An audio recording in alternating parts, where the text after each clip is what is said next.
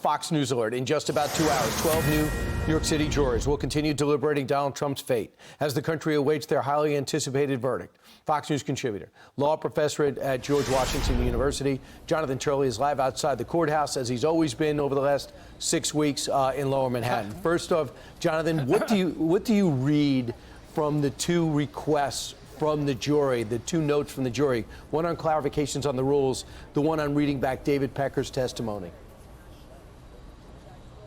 Well, this really makes reading tea leaves look like an established science. You know, we're all speculating. I was a little surprised to hear on another network that this was good news for the prosecution. I don't see how you could say that.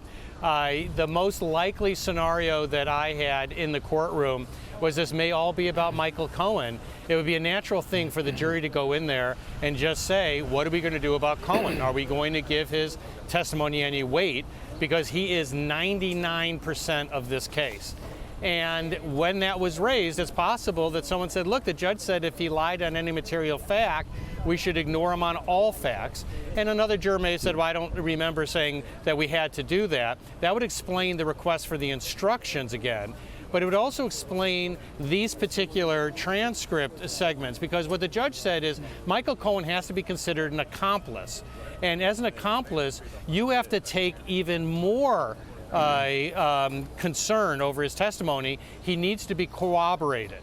And if that came up, they'd say, where's the corroboration? It so happens that these are the portions of the transcript that the prosecutors highlighted out of the Trump Tower that they said corroborated Michael Cohen. I frankly don't think that's true. So that's one scenario. But what's clear is there's obviously a disagreement. You don't get a readback on an instruction if there's not a disagreement. So obviously they had a disagreement. That doesn't mean that it's a deadlock. It means that they said, let's just hear it again so we can cut to the chase on this. What does your gut tell you where this is heading going into this weekend? It's Thursday already. They work Wednesday. We're looking at Friday. They're supposed to work again. What does your gut tell you about today? The judge would like them to go to 6 today. It's possible. I always said that I didn't think there'd be a verdict yesterday. I would be more anticipating a verdict on Friday, but it's possible today. It's a long day.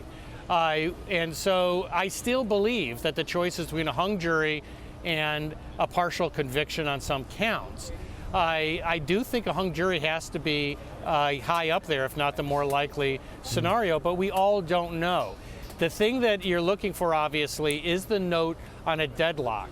But keep in mind that if the jury comes out on a deadlock, which would be great news for the defense, it's not the end. What will happen is that the judge will then give what we say in the federal system is an Allen charge or modified Allen charge. And it's basically a 2x4 to the head of the jury.